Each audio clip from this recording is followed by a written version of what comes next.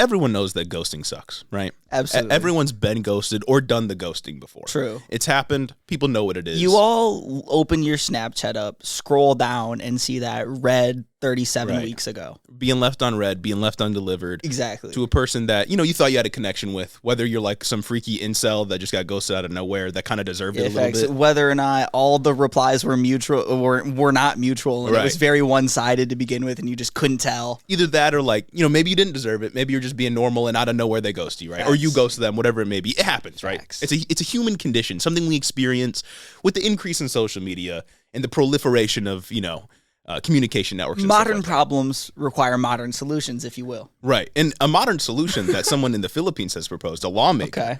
Someone with power. Yeah, they introduced a bill that would make ghosting illegal as an emotional offense and a form of emotional abuse. Who hurt, bro? That's what I'm saying. But homophobia strikes again because although the bill would go after ghosting, it only goes after ghosting if it's a same-sex relationship. It only goes after ghosting if the girl ghosts the guy. It only happens between people of opposite sex. That's the only thing the bill applies to. So if you're a gay man or a gay woman or, anyone that isn't straight, you get to ghost as much as you want. But I think this is so funny. Because this dude has introduced national legislation, right? Yeah. To ban ghosting in his country. I don't think it's going to pass, but someone hurt this dude so bad that he thought, I have to write a bill to prevent anyone from being hurt like I did ever again. I got to get her back. Bro frequents 4chan. It's like, this is like a step in the direction of the national, like, government mandated girlfriend. Mm-hmm. They're right there. They're on the cusp. I was on the cusp of greatness. This is a level of commitment and grit you never see from our politicians. He's hurt. He's on a revenge arc. This is a wound. Yeah, this dude 20 years ago or whatever was hurt so bad from somebody ghosting him that he is on a revenge streak. Last week. Yeah, like a week ago. Like, okay, I honestly, hot take, I don't care if people ghost other people. I think you can opt out of a conversation at any time. That's mean? Like, you're right. Like, yeah. You shouldn't be obligated to have to talk. What does that look like? Like, what if a conversation just ends and somebody doesn't get it? Right. It happens a lot. Like, I feel like, especially because I think, at least from my perspective, it seems like women feel as though they have to do it a lot of the time because the dude's being fucking weird. Yeah. You know what I mean? Send boob and vagina. And me personally, I'm fine with it. You know what I mean? I think it's fine to opt out whenever you want, but I think it's hilarious that some fucking loser incel Philippines lawmaker introduced a bill to make it so no one can do that ever again. Who hurt you, my guy? You're hurt so bad that you introduced national legislation. I'm going to pray for you. Yeah. I will. You need to go to church, my guy. Find God. Find God. Find God. Find God.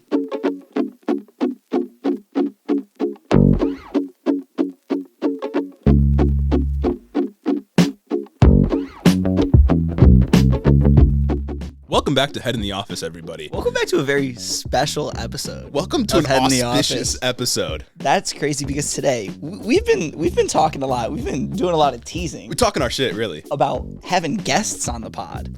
And today, it's a very special episode. I would love to announce that we have our first ever guest, Jeremy. And who is that?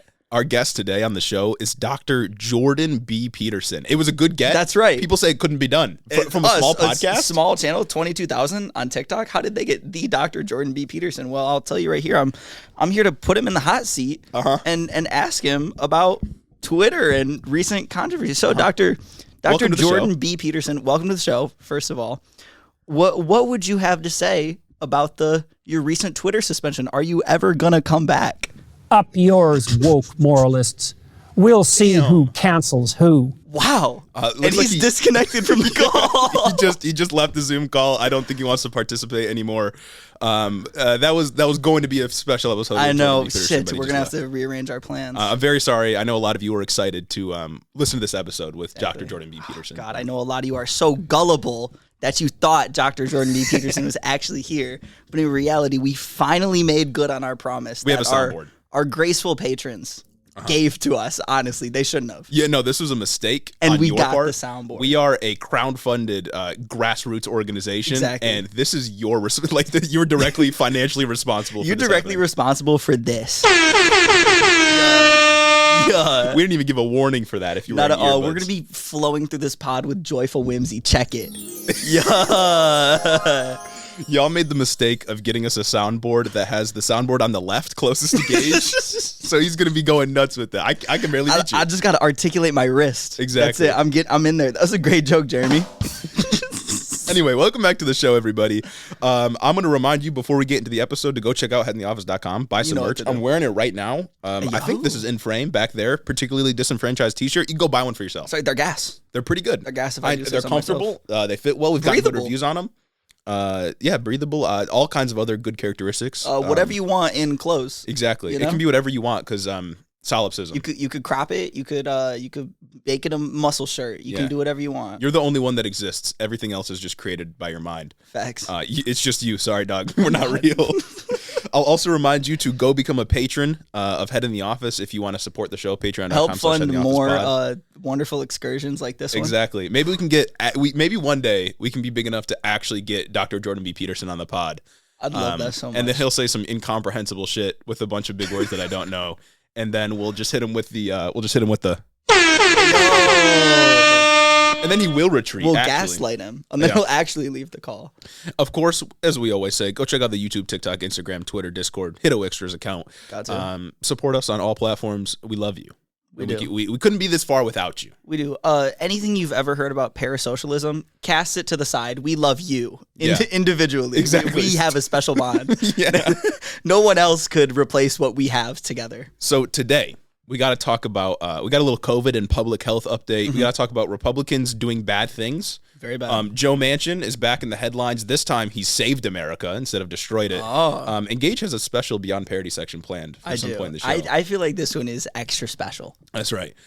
But before we get into the show, as always, we're going to read our 5-star reviews. We got one today. 5-star review. 5-star review, singular. If you want to have your review read, head over to Head in the Office on Apple Podcasts. Yes. Leave us a 5-star review.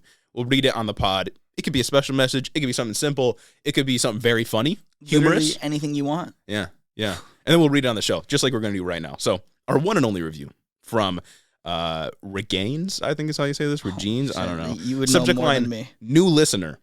They say, recently discovered this podcast, and I'm so glad that I did. This is my new favorite way to stay up to date with the news. Keep up the good work.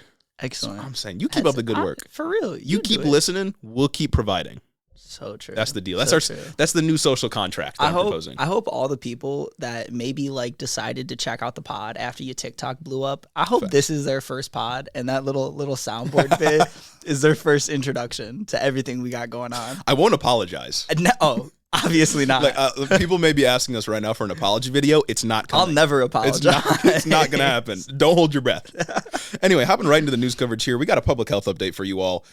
We got to talk about monkeypox because that's in the news. And we got to talk about COVID because we promised we would last episode. We did. So first, starting off with COVID. There's been a small peak in COVID cases in the U.S. recently. And looking at the graphs that you can find really anywhere, you look it up on Google, CDC website, etc. It's similar in size to the peak from last September. But a good thing, though, is that the death rate is not the same. We fuck with that. Which is really good. So the infection rate is about the same, but the death rate is not the same. We're at about 400 deaths a day compared to September's 2,000 deaths a day, which is fucking insane. Crazy that we've even normalized 400 deaths a day from a disease that we could have prevented by now. Still bad, but vaccines work, hospitalizations are down, and the overwhelming number of people that are dying from COVID are the unvaccinated. Obviously, that's been the case for quite a while now.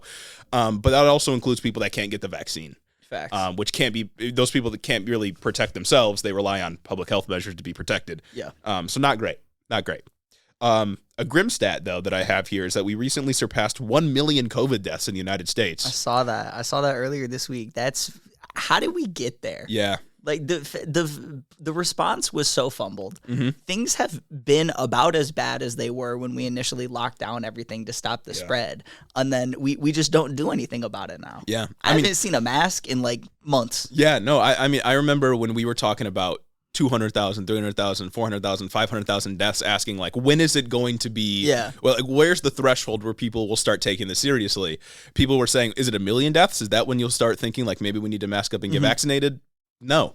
Tough. And the answer is for those people, there is no threshold because they don't think the threat is real. When in reality, we had a 9/11 every day for several months on end. And it's we know who is majority to blame for this. Yeah. Oh, yeah. We know what kind of people were out here just spitting in the face of vax mandates and mask mandates. Yeah, even mask mandates, which is the wildest one to me. Yeah. Like, come on, you're a little sissy bitch if you don't want to put a little cloth over your face. Yeah, I mean, it's the same people that were complaining about mask mandates and vaccine mandates were the ones that were the reason that they were in place. Exactly. We wouldn't have to do those things for so long if you just stopped being a little bitch and adhered to the public health mandates so that everyone could get through the pandemic. Oh, but these people were so selfish that they didn't want to do that. It's wild. And I was thinking about it recently because it just speaks to their ideology. You know what I mean? I saw this TikTok the other day, a little unrelated, but you'll see it come back when I finish. It was about gun control.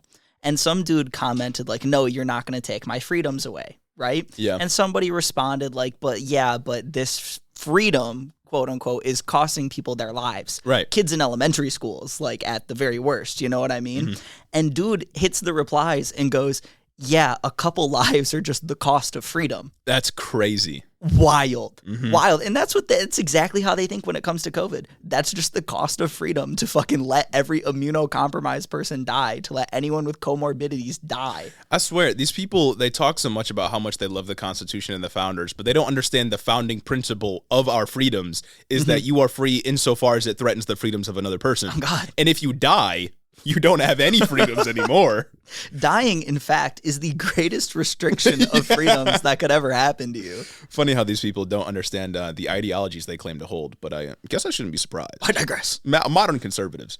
Anyway, speaking of vaccines, though, the U.S. has in total administered 603 million vaccine shots, and that includes things like the first vaccine shot, your double vaccination, your booster shots, etc. Yeah. That amounts to 67% of the population having been totally vaxxed at least once. And it is even less for people that have done all of the shots that they need to. So your vaccination, your second vaccination, your boosters, et cetera, stuff like that. Triple vaxxed, baby, right here. And I think double vaccination or double boost is allowed now for people that are like over 60 or 50 or something like that. Yeah. We don't qualify. Absolutely not. But the CDC has said that they might move to allow people like 18 and up to get double boosted pretty soon. So that'd be sick. Wonderful. Because we both have had COVID, but was that immunity awful. will wear off probably as we enter the school year, and I would love to not get it again. I wouldn't want to experience that again. Shit was very bad. I was down and out for like 3 days. Yeah. Yeah. And I had it like a light case relative to other people I know too. Oh yeah. Well, I got some bad news for people that have had COVID in just a minute. But before we get there, here's some bad, potentially worse news. Our testing capacity has severely decreased since the onset of the pandemic, especially since the peaks that we saw in September and then December, January time. Yeah. Around the beginning of this year and last year. So our testing capacity has decreased, and masking and social distancing requirements are basically gone. They haven't existed for all summer. Squeezing public health infrastructure. Yeah, and home testing also makes it very difficult for us to pinpoint how many cases we actually have because those aren't reported to the CDC. Yeah. So a lot of people are saying that the peak right now is probably much, much higher than is actually being demonstrated by the data that we have available to us. Love to see it. Yeah. Anyway, getting to the bad news for people that have been infected. So BA.5 is the current subvariant of Omicron that is basically making up all the cases in the United States right now, about 95% of the cases. And I was reading some of the CDC data, and they said that people infected with Omicron have a pretty high immunity to the BA variants, like something like 75%. Okay. But people that have been infected with previous forms of COVID before Omicron basically don't have immunity to these new variants. You love to see it. So be safe out there, folks. Be safe out there. Shout out boosters coming soon. Reinfection rates are actually increasing too, which is something that I've been seeing. I can't wait because the new variant, the new subvariant, is like a lot more infectious, which is the trend. It's been around for a minute because it's every time it's mutated. It's mutated to be more infectious. I believe the R0, the basic reproduction rate for the first strain, like basic COVID, SARS-CoV-2 was like 2.9 to 3.2. Delta was 5.9, and then Omicron was even higher than that. Yeah. So you love to see that. And if you don't know, basic reproduction rate, that's how many people one person will infect. Yeah. And it's a multiplier, not an exponential. Oh yeah. Gotta correct that. Gage and his little epidemiology. That's right, baby. Had a whole exam about that on Thursday, so I'm with it right now. So if you weren't tired enough of living in a pandemic, we have another public health crisis coming down the pipeline that we need to talk about, and that's monkeypox.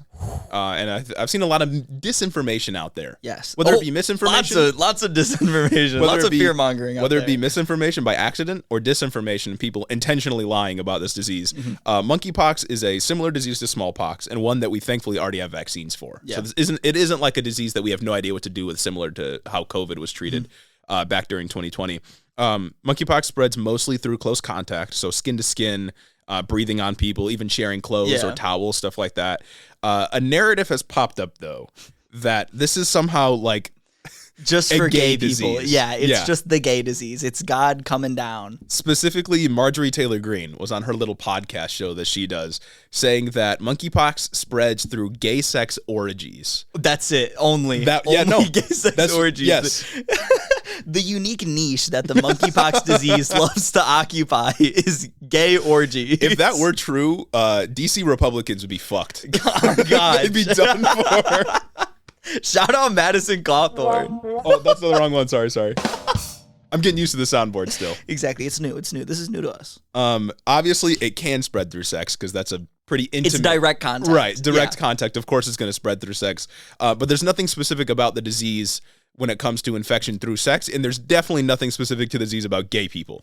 Yeah. Has absolutely nothing to do with it. It's not an STI. It's not something that's just more prevalent in the gay community. It's not strictly an STI. It can be transmitted by sex, but it's not an STI in the sense of it. It's not like AIDS. Yeah, and like this isn't the first time that right-wing psychos have tried to link a specific disease to gay people to try to make gay men specifically seem like dirty, impure, or like disgusting. Or it's in some God's way. Righteous vengeance. Yeah, you know what I'm saying? That's usually what they say. But like once a disease finds its way into a specific community, it proliferates within that community. Mm-hmm. That's how diseases works. Exactly. That's how disease spread works. You know what it has nothing to do with gay people. Direct contact diseases, considering like say patient 0 was a gay guy, I'm sure he's going to interact with a lot of other gay guys. Right. You know what I mean? No, yeah, exactly. It's simple as that. Yeah.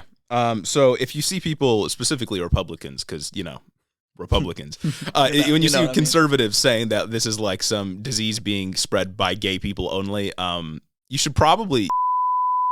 I'm just kidding. For legal reasons, that's a joke. You should ignore them. God damn. You probably didn't hear that one. Hang on, I'll do it again. Soundboard. Just soundboard things, you wouldn't understand. The soundboard's got me acting up. You wouldn't understand. I retract my previous statement. As of July 29th, so 2 days ago for us, the data I was looking at, there's about 5,200 cases of monkeypox in the United States. That's a lot. With the spread being most prominent in New York City. And also other populous states like California and Texas, but much more so New York and New York City. In fact, the New York governor recently announced a state of emergency for New York. Didn't she announce that like today? I think it was yesterday, yesterday morning. So that's pretty crazy. And I think the WHO has also said it's like they haven't called it a pandemic, global emergency. Epidemic. Epidemic. Right now it's just at epidemic levels. So there's that. The death rate for this strain of monkeypox appears to be somewhere between 1% and 6%, but it's less infectious than COVID, which means the risk is overall lower. Yeah, it's not a respiratory virus. Yeah. It's only going to be transmitted by like direct contact, skin to skin, of very close proximity. Yeah, which means Republicans will start purposefully touching people with the disease. Oh, on God. Because that's how their brains work. Like if we told them to, use more hand sanitizer and don't touch people with rashes, they would start doing it. It's my God-given right to fucking touch you. Exactly. So as I already kind of alluded to, prevention here is similar to COVID. Avoid large gatherings. Don't be touching people. Wash your hands. Yeah, use hand sanitizer. Wash your hands. I just mentioned that monkeypox tends to present as a rash. Not always, but sometimes it'll be a rash. So don't touch rashes. Not that I think that any of our listeners would. But if you were considering going out and touching some rashes pretty soon, maybe I abstain. Yeah. Maybe. Just general rule of thumb, maybe don't do that ever. Maybe don't be touching on skin that looks wrong. Thankfully, we already have some antiviral drugs for smallpox that some researchers are saying might also work for monkeypox as well. So that's good. My favorite thing to come out of the monkeypox thing is just the narrative that this is COVID too. And that COVID didn't work, so they're using monkeypox to try to get you. They're going to use monkeypox now to try to restrict your freedoms since COVID's not working anymore. As if COVID doesn't exist. Yeah. Because it didn't work. It's not working on 400 people a day right now. Well, and it's like that presupposes that these diseases are like manufactured by like Bill Gates and a Jewish cabal of enemies of the state in China or whatever. It's so insane how easy it is to find the information to tell you that it's not. These papers are mostly public. If you want to read a research paper that's locked behind a paywall, if you just fucking email the people that wrote it, most of the time they will send you the paper for free. Yeah. You don't have to pay for these things. Their publishers are scamming them and they know it. Yeah, and you can find a lot of these. You can find a lot of actual data on the CDC website. That's where everything I just quoted was from. But yeah, that's a stupid narrative. Also, the gay disease one is really, really dumb. Yeah. Unimaginably stupid as Republicans like to do. Not very whimsical. Not very whimsical. Not very whimsical, if I do say so myself. Speaking of something that is pretty whimsical, though, I have a story about Republican hypocrisy, which has been in the headlines. Some of you may have already heard about it, but it's a story about Glenn Thompson. You know who this guy is? Yes. He's a Republican from Pennsylvania, 15th district, and he made some national headlines this week. God, he was one of the 157 Republicans to vote against the marriage equality bill, the Respect for Marriage Act, the one that was going to repeal DOMA. One of the last soldiers for democracy and federalism and states' rights. one of the last people protecting states' rights in our sacred halls. On God. He said, quote, that this bill was nothing more than an election year messaging stunt for Democrats in Congress who have failed to address historic inflation and out-of-control gas prices at gas pumps and grocery stores. That's crazy. That's crazy. That is crazy. Failed to address. I wonder why. I wonder why they failed to pass any of the legislation. I wonder if they have like the slimmest possible majority in both houses or both chambers of Congress, and every Republican keeps voting against good measures that will actually, help reduce inflation. Or just good measures that will help not kill people, as we'll get into later. Yeah, well, so he voted against the Equality in Marriage Act, or the Respect for Marriage Act. Sorry, Respect. Yeah. Apparently, that bill was also from 2009. I didn't know that. What? Apparently, it was first introduced, Respect for Marriage Act, it was introduced in 2009, before Obergefell in 2015. And then it never passed. It passed the House, never passed the Senate. Almost like this rhymes with our current history. Was that another one of those bills that Obama said this just wasn't a priority when they had that supermajority for 4 weeks? I don't even think it's like Obama's fault necessarily. No, 2011 is when they had the supermajority, right? No, it was right when Obama came in. So it was 2009, okay. But it never passed the Senate, probably because a lot of Democrats at the time, because Democrats had a majority, probably just didn't care. Yeah, no, probably because 10 years ago, most people still hated gay people. Yeah. And then Obergefell came around, and this bill kind of disappeared because, the Supreme Court had just legalized same-sex marriage, so nobody was like freaking out about it anymore. But now it's back. So now gay people are completely fine, free citizens, regular old people, just like the rest of us. They aren't oppressed. Just like you and me, brother. Exactly. Just like you and me, brother. Speaking of, let's go on a tangent here. Did you see Dave Rubin talk to like this homophobe this week? And like he did an interview with this guy. Wait, Dave Rubin? Dave Rubin. If you don't know who Dave Rubin is, I wish that I was you. He hates himself. He's a gay conservative who works under Ben Shapiro at the Daily Wire. He's complicit in his own oppression. He was talking to this one guy. I think he was French. So conservative French people wildly awful, like uniquely awful. You know what I'm saying? Marine Le Pen type beat, yeah. Exactly. But he was talking to him, and the French guy asked Dave Rubin, if you, when you and your husband like adopt your kids, when you raise your kids, do you hope that they turn out straight? What did he say? He said something like, well, I don't like necessarily hope that they turn out straight, but if they were straight, that would be ideal. But he said something about straightness is like ideal. And then he's like, but you said straightness is ideal, so why wouldn't you want them to be straight then? If being gay is not ideal. And Dave Rubin just was trying to do so many mental gymnastics to justify it. He's like, well, he said at one point, well, just if they were straight, it would make life a little bit easier. Not that I think life should be easier or anything.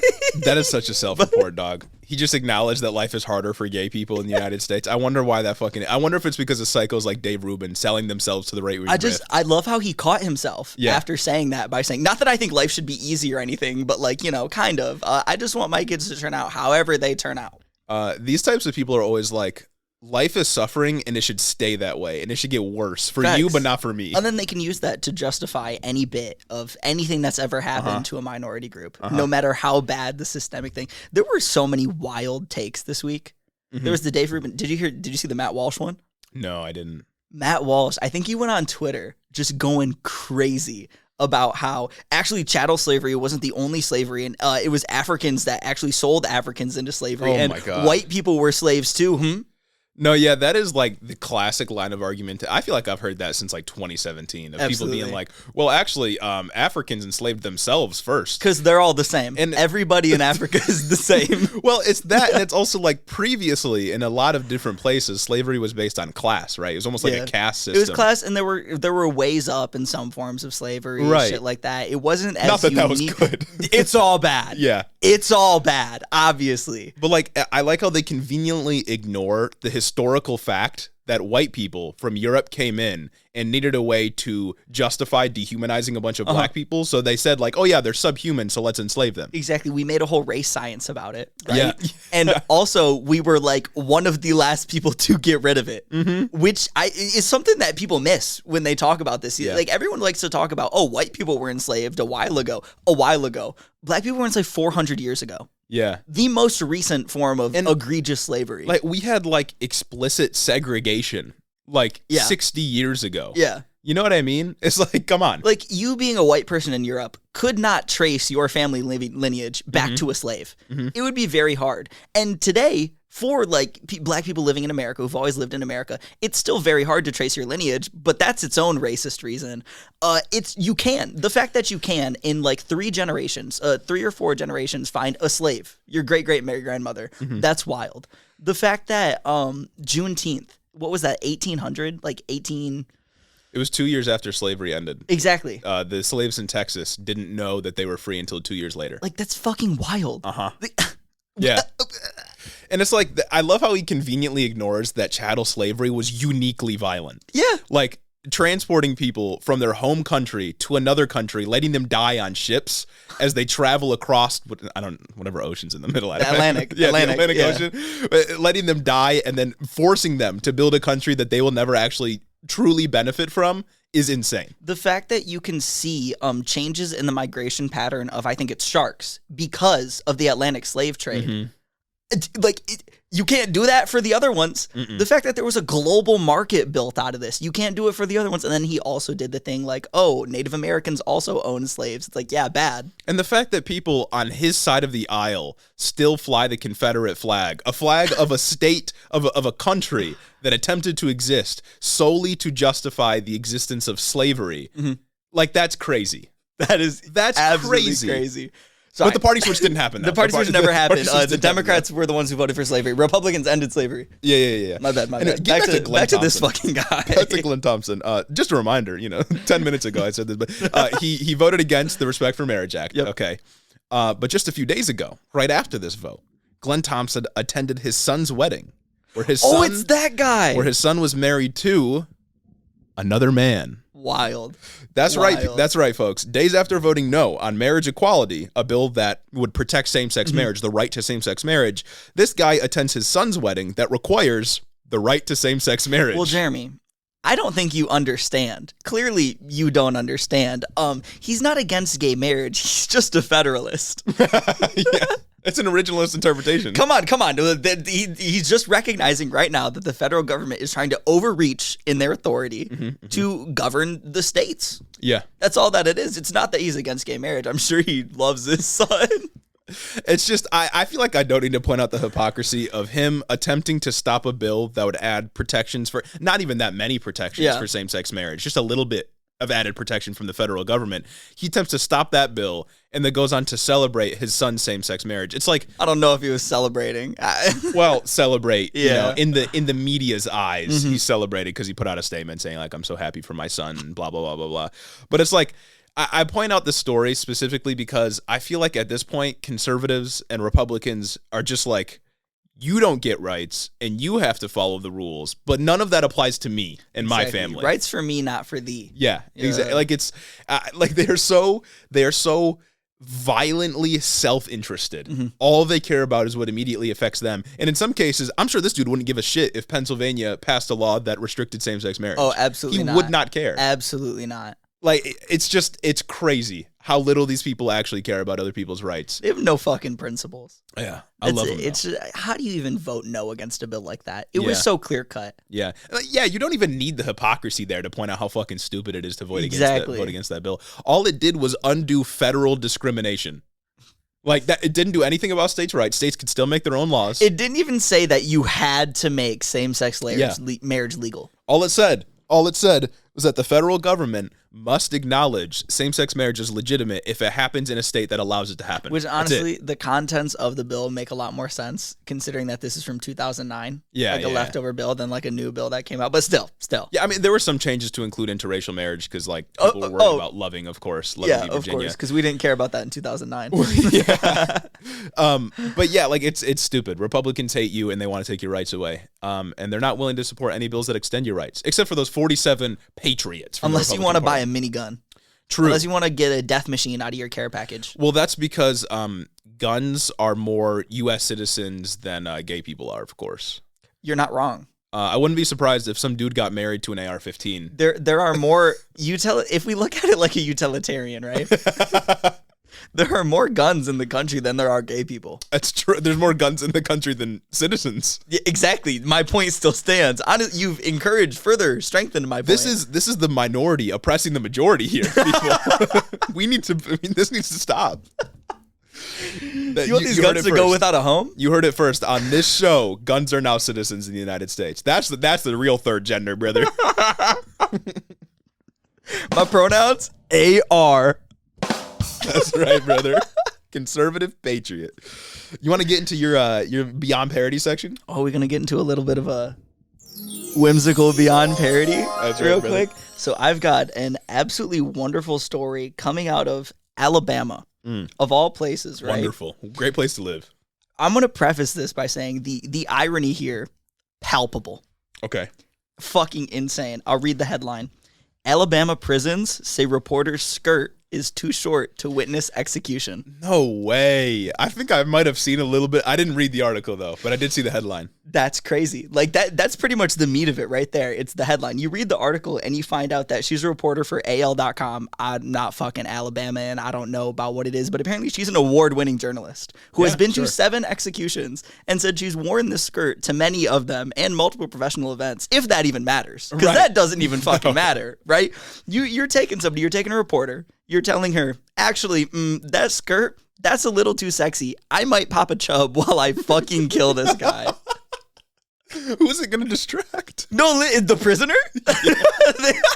The guy whose life you are ending by the hand of the state? Right. What is going on here? Like, how do you not see, how do people not see something wrong with that? No way, dog. How? They made her put on, like, fisherman's pants and tennis shoes to be able to watch the execution to do her job.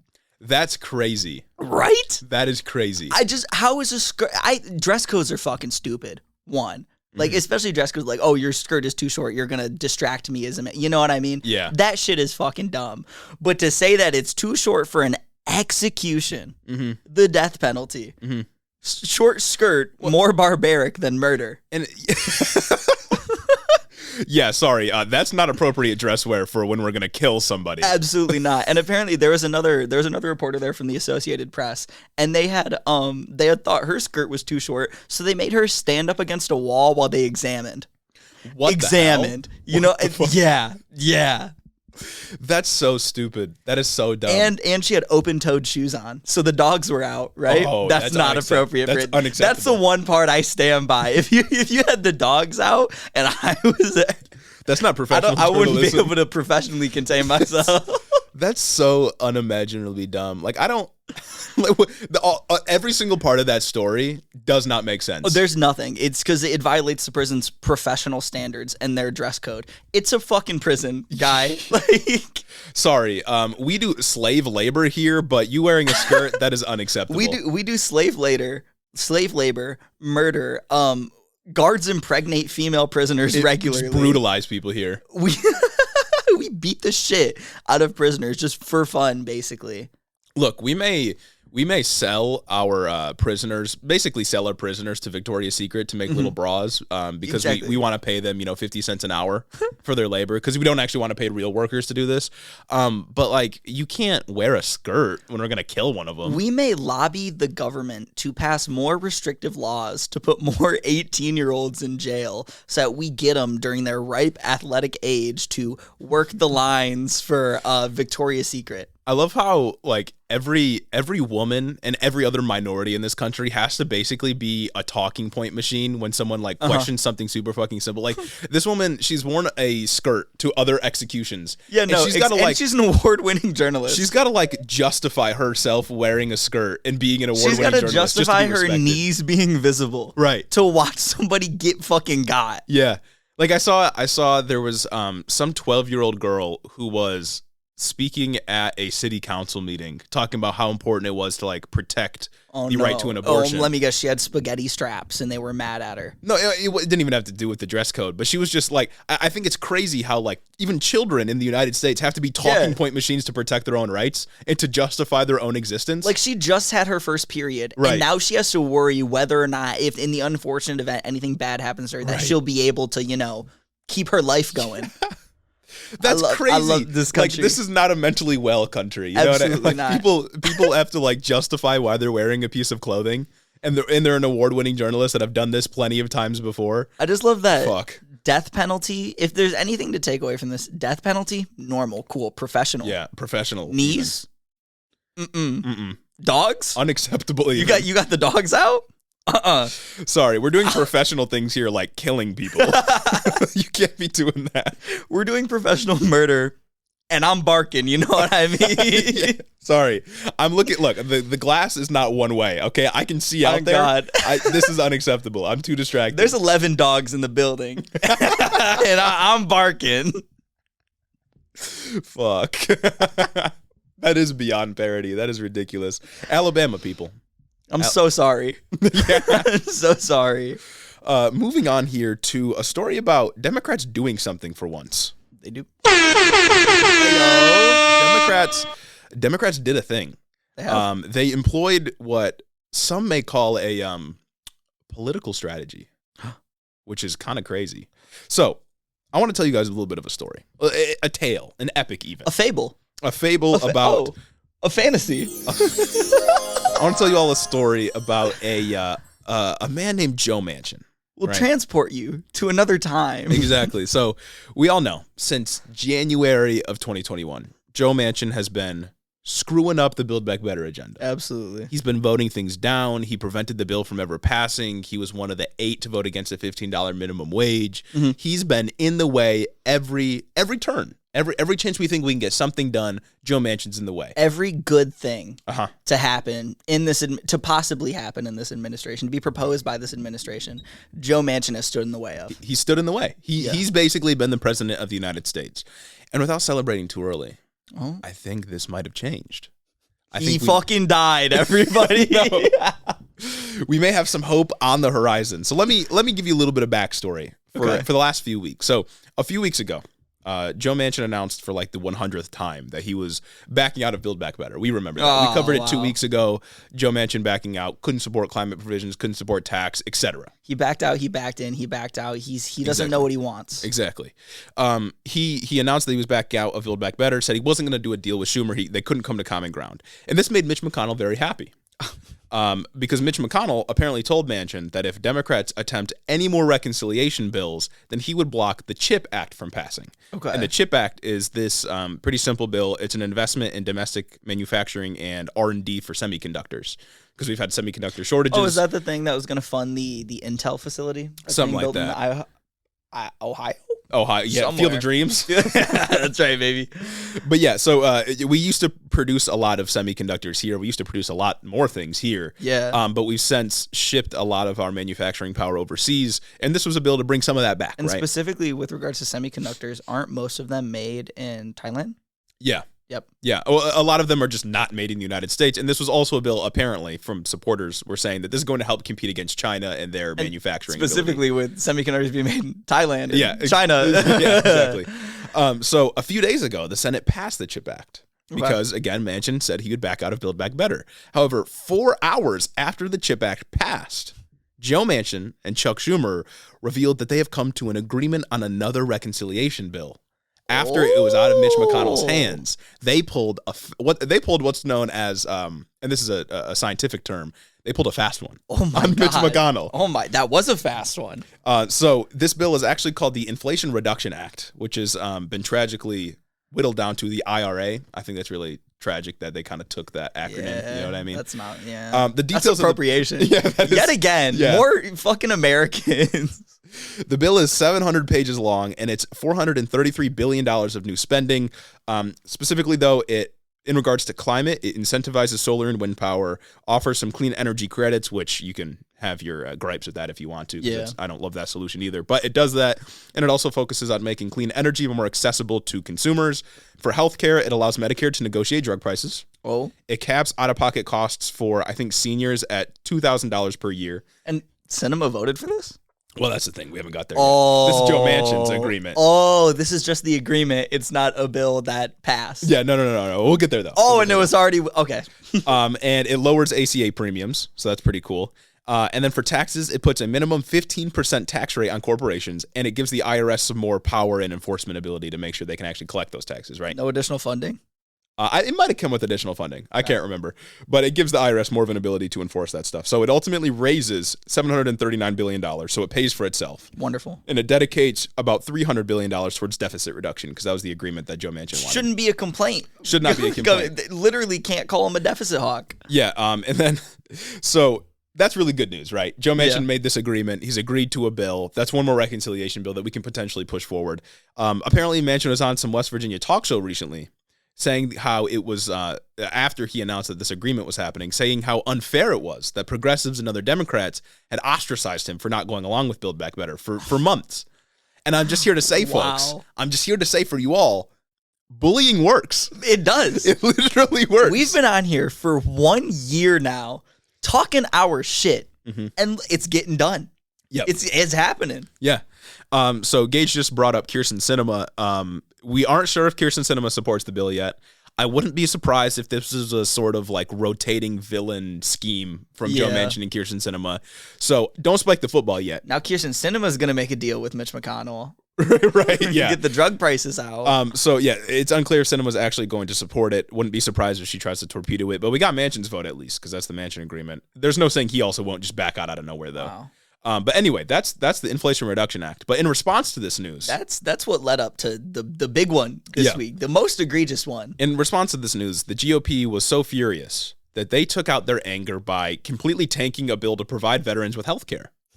Love it. This bill is known as the PACT Act. Protect the troops. Yeah, the Honoring Our PACT Act. And it was going to expand VA healthcare availability to the 3.5 million Americans who have been exposed to toxins or burn pits while fighting in combat throughout the last few decades. The bill passed the House already once, and Republicans torpedoed this bill because they were mad that Democrats actually came to a deal on Build Back Better. Like broadly, what the PACT Act covers, it spans like decades. Mostly, it talks about the burn pits that we saw in like Iraq and Afghanistan. Like I have an excerpt from NBC.com. Open-air burn pits were common at U.S. military bases during the wars in Iraq and Afghanistan.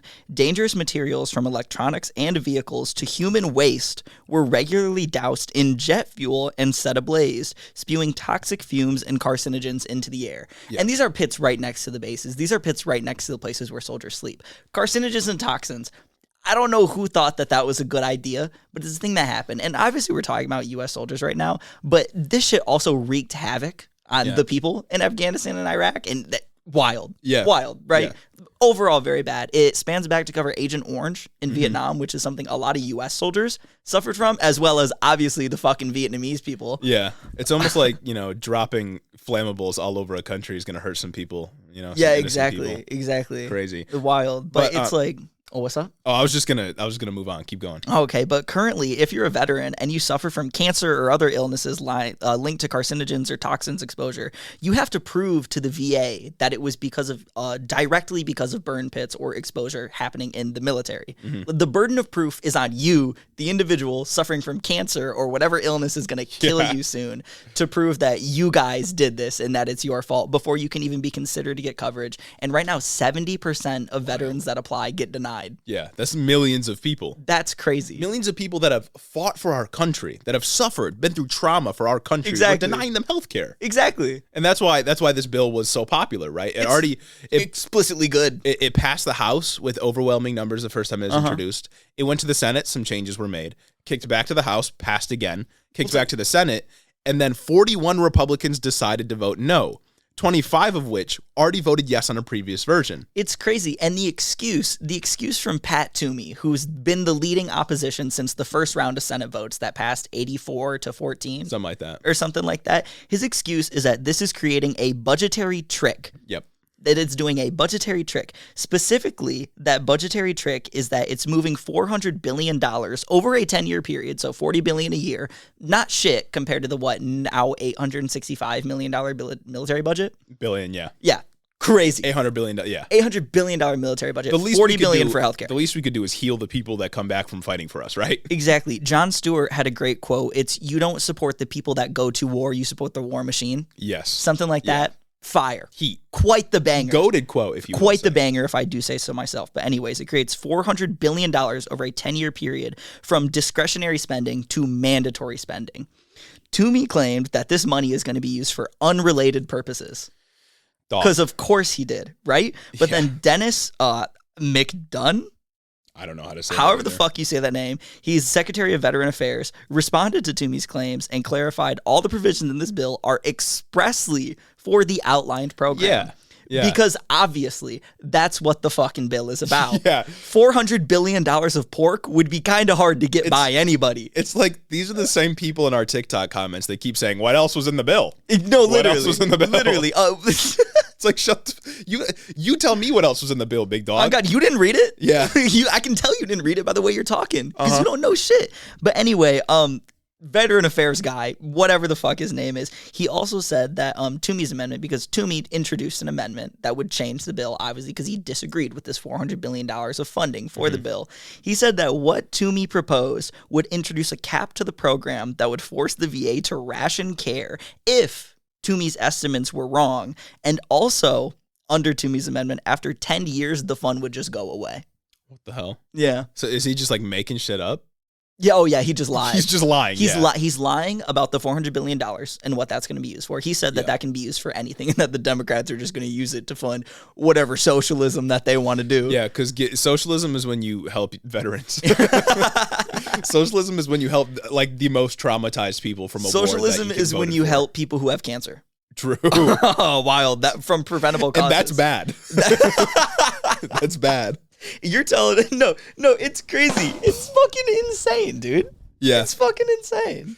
But like I said, 41 Republicans voted against the bill. If you know anything about the Senate, you need 60 votes to close the filibuster. Yeah. They couldn't get 60 votes to close the filibuster because Republicans are evil and not only want you to suffer as an average American, but also want veterans to suffer. Facts. Veterans also want the cancer. people that they all have pictures of in their ads, that they all claim to support in every single one of their things, that they all go to fucking veterans whatever's events to show their support for veterans. Nope. Yeah. Nope. Absolutely not. Conservatives think that it's acceptable to say, oh, your cancer actually didn't like come about. It wasn't detectable until years after the military. Therefore, you that's a pre-existing condition, as brother. an individual somehow have to prove the direct line, even though carcinogens exist everywhere from this military service, to be able to get coverage for your fucking cancer that's going to kill you. Yeah. That's insane. That's dystopian. Yeah, no, that's just like a procedural way of saying go fuck yourself. Exactly. You know what I mean? That's like telling people to just like fuck off and die without directly telling them to do that. Because all this bill does, one, it funds itself, and that's what they have a problem with. Right. They have a problem with it funding pay-fors itself. are there. The pay-fors are there. Exactly. So it funds itself, and it makes it so that if a veteran presents with specific symptoms and illnesses, that is most likely a result of their, bunking next to a fucking burning jet fuel. Mm-hmm. And now they will be covered and won't have to worry about it. Right. That's crazy that they don't want that. That's crazy. Yeah, no. And like, trigger warning for Ted Cruz real quick. Similar to Pat Toomey, Ted Cruz also said the thing about a budgetary trick, right? The $400 billion going from discretionary to mandatory. But if you know anything about how the government works, and apparently as sitting senators, they don't, everything is either discretionary or mandatory spending. Yeah. It's one of the two. You have to choose. Mandatory is often like it has a direct outline of exactly how it's going to be spent, and it has to be spent. Discretionary spending is, spent at discretion. Right. It's, maybe we'll spend this year. Maybe we'll spend this year. When you fund a program, you want to fund the program. Yeah. You don't want to maybe fund the program. Right. And like, there's going to be differences in how different offices deal with different things. You know, the federal government is very large, and it has a lot of bureaucracy and different agencies and stuff like that. But when you're funding a program in general, when it's mandatory, you have it specifically outlined how things are going to be spent, and that means you have to continue to fund it. That's what mandatory means. Exactly, which also means like, oh, this person is presenting with this specific illness. Yeah. You better fund it, and you better pay for their care. And if anything is going to be mandatory government spending, you would think at the very least it'd be healthcare for veterans. With the amount that Republicans virtue signal towards loving the military and loving our veterans and respecting the people who have served this country, you would think that they, of all people, would want to give healthcare to veterans. But they voted against it because they are playing with people's lives. They are mad that Democrats got a win on Build Back, a potential win, not even secured yet. Facts. They are mad Democrats got a potential win on Build Back Better. They are mad that Joe Manchin seemingly betrayed them, so they torpedoed a bill to give veterans more health care. And they don't give a fuck about veterans. They just want to get people's votes. They are taking out their political anger because they made a fucky-wucky. They made a little oopsie. They got outplayed. On people who have cancer. Yeah. What? I'm sorry. You have a little bit of brain cancer from sitting and inhaling toxic chemicals? You can thank the Democrats for that one. They shouldn't have betrayed us. Like, think about that for a second. This just exposes in a glaring way how our government is fundamentally built on obstructionism. Yeah. You have no incentive to work together. And when the other side gets a one-up on you and passes something they've been trying to pass for over a year, you torpedo a bill to help people with cancer, veterans with cancer. Facts. Like, how is this? How does this incentivize collaboration in any way? The fucked up thing about it is you are still gonna have those people who are like, you didn't read the bill. What's that $400 billion going to? You know how hard it was for me to find that quote by the Secretary of Veterans Affairs, guys. The only source I was able to like find any information pushing back against Pat Toomey's claims was an Axios article. That was the only one I was able to find it in. Yeah. Like, you have to do research to be able to like look and, okay, this is what's actually happening here. If you don't want to read the bill, because I did not want to read the fucking bill. You know what I mean? Yeah. Also, like, we've been saying this for a few weeks now with different pieces of legislation. If you're so mad about this one budgetary trick, quote unquote, introduce another piece of legislation. Facts. That's not bad, because Pat Toomey did do that, but it was bad. Oh, what did he propose? His amendment. His amendment got rid of the $400 billion, the funding, and proposed that based on his estimates, this should be the funding every year, which would fundamentally limit it and then dissolve the program. Which would bankrupt it, which is exactly what they want to do with Medicare, Medicaid, Social Security, everything else. They want to design the program to be shit, so they can say, "Look what the Democrats did. It was bad." Yeah, that's it. They're playing with people who have cancer, bro. Yeah. Who does that? No, it's like Democrats, as incompetent as they are, and as much as we hate Democrats, at the very least, they will vote yes on things that will actually fund for the most part. They'll vote yes on programs that will actually help people. Republicans, the only way that they can think about politics and our institutions is what will deliver them power. They have no incentive to actually collaborate with the Democratic Party. And when Democrats get a win on literally anything, they torpedo a program that would have been helpful for veterans so they can get back at Democrats and say that, like, look what Democrats took from you, even though it was Republicans voting against it. It's the same thing they're doing with inflation, with gas prices, with the baby formula shortage a few months ago. It's all the exact same. It's the same play over and over. They just got outplayed once by fucking Joe Manchin, and they're mad about it. And Pat Toomey's opposition to this bill is not new. When it originally passed in the Senate, also not true. Not true. Fucking lie, as we hopefully have established, right? It's a lie. He's been going at it since the bill's inception. Like, even back when it passed 84-16 or whatever, he was against the bill. Very bad guy, right? Like, clearly poor judgment, bad dude. But the 25 Republicans, but the 25 Republicans that flipped are literally doing it to take it out on him. This is what Senator Ron Johnson, someone who voted for it originally and then didn't, had to say. He said that he opposed this bill because it, quote, opens the door for more reckless government spending, end quote. And that's it. That's his criticism of the bill. Which is what they always reckless government spending, which is, you'll hear it attached to any liberal bill. I'm surprised they didn't say it for the marriage one. Yeah. And it's like, this bill would have passed had it not been for Chuck Schumer and Joe Manchin announcing their deal with each other for Build Back Better. This bill would have passed just fine. So you're telling me, and let me establish the timeline again. The CHIP Act's passed. 4 hours later, they announced their deal for Build Back Better. And then, like, the next day or the day after that, the PACT Act fails to pass in the Senate for even though it passed in the first time around. In June. In June, and the bill hasn't really changed all that much. You're telling me within like maybe a 48-hour time span, 25 different Republicans decided, actually, I don't want to vote for this bill? You're telling me that they had some moral objection to the principles of the bill? Is it that, or is it more likely that they don't want to give Democrats a win? Like, guys, Democrats did a budgetary trick, as you do when you're trying to move the budget around. Yeah. No, it's just another example of Republicans playing with your life because all they care about is what will deliver them political power. And oftentimes the calculation that they make is collaborating with Democrats, giving Democrats a win, even a bipartisan win, is unacceptable. Oh, yeah, this would absolutely in no way be like Joe Biden's big win. This would be Joe Biden wouldn't even frame it as his win, as the Democrats brought this to. He would say this was a great bipartisan effort. I enjoyed reaching across the aisle to my good friend Mitch McConnell. Yeah. We did a great job coming together as a nation. We're really restoring the heart and soul. Yeah, no, I don't understand how they think like this is a good strategy. Like, I mean, because I'm going to assume, maybe I shouldn't, but I'm going to assume that this isn't just them throwing a tantrum, right? Like this was a calculated action that they think will actually help them, or like some idea that they think will help them in the grand political strategy. It's either that or Pat Toomey truly visited these 25 senators and won over their hearts and minds in debate. Yeah. You know? It's like, I'm going to assume that this is some calculation they've made, but I don't understand how they think that this is a good political move at all. Oh, no. Because they have to think it is, right? I mean, 25 sitting senators, some of which are going to be up in 2022. Some of which are veterans. Months. Yeah, some of which are, like, you have to think that they think this is a good move, but how? Some of which know people who will be directly affected by this.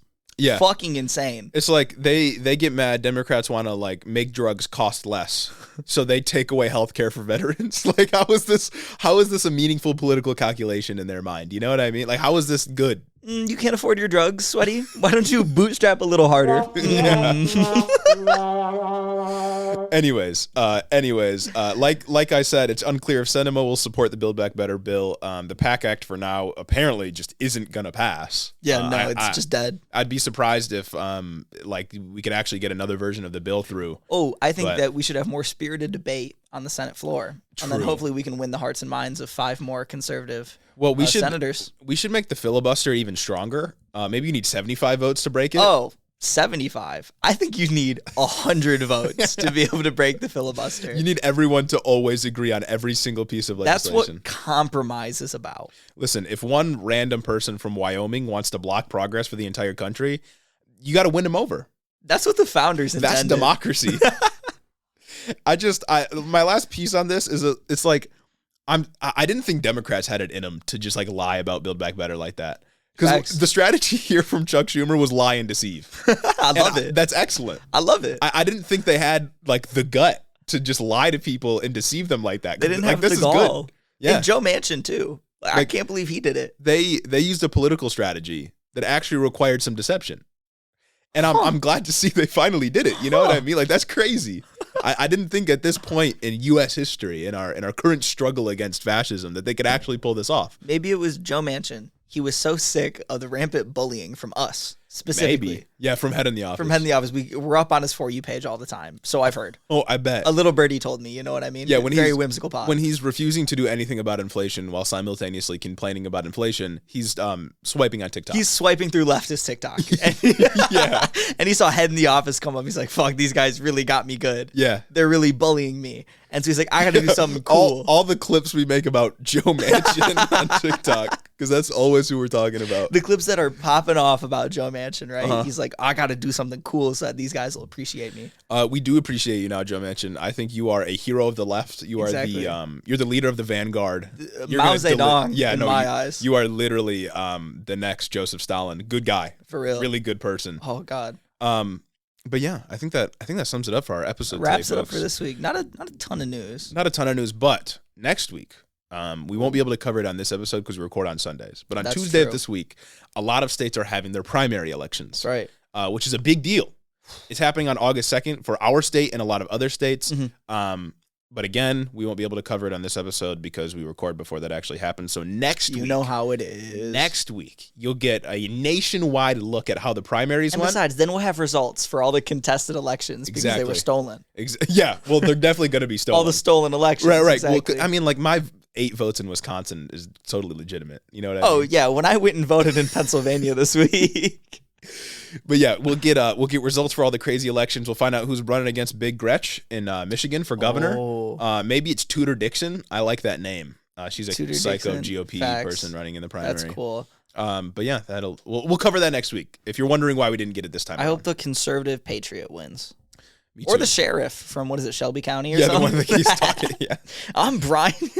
I love it though. I love it. But election news, expect some midterm coverage next week. And in the coming months, midterms are really heating up. Expect some debate watch from us. Expect some policy analysis. Exactly. some policy platform analysis coming from us. Expect some platforming of absolutely vile characters coming from us. We're gonna do the Joe Rogan where we just continuously invite conservatives on. I'm gonna have Dan Crenshaw on. Oh, that'd be I promise I won't make fun of it. I won't say it. Anyway, before we go, we gotta thank our financial backers, the people that made these sounds available to us. The people who gave us this power. The absolute gamers. The gamers who let us just destroy your ears with air horns anytime that we want. We got to thank you all for supporting us, for getting us this far. It couldn't happen without you. Always. So special thanks to Kicker Scrapbook Layouts, Nikki Nine Lives, Caden Kraunt, Lord T, Chris the Postman, Christy Beck, Talia Katz, 40% Spite, Andrew Harris, Blank Choplinski, Mattias T, John G, The B-Plot, Omar Zuno, Clayton Lafort, Ash Fairblood, Mark Yeager, Sarah McRoberts, Derek Messina, Dylan B, Satan's Menstrual Cycle, The Mind Sculptors, Kaz, Caleb Joy, Jim Bobs, Carl D, Rich Toro, Tari, Gavin Meyer, Maldonado, Hunter W, Fergalaki, Max Vasquez, Jacob Rogers, Colton Muberry, Fixer Punk, Milkman, LOLzio, Jim Egbers, and my mom. Thank you all for supporting the show on Patreon. If you want to have your name shouted out, you know exactly what to do. You head in the office or patreon.com/headintheofficepod. You can go to headintheoffice.com to get some merch. All links in the description. You need to check it out. I'm tired of asking. Go check it out right now. I'm not asking anymore. You could listen to the episodes 3 days early on a Sunday. Go on a nice Sunday stroll. Yeah, this isn't a democracy. You spend your money. Yeah. Type your little credit card number capitalism. And invest in the pot. You want to be perceived as a really cool leftist who's really does a lot of stuff, right? Well, you know that we really support spending your money as you would spend your vote. You know what I mean? Exactly. And you pay for companies that align with you. With your dollar. And vote for us. Yeah. Yeah. Vote for us in the marketplace of ideas at patreon.com. At patreon.com. You know exactly where to go. Thanks for listening, everyone. We'll see you next week. Love you.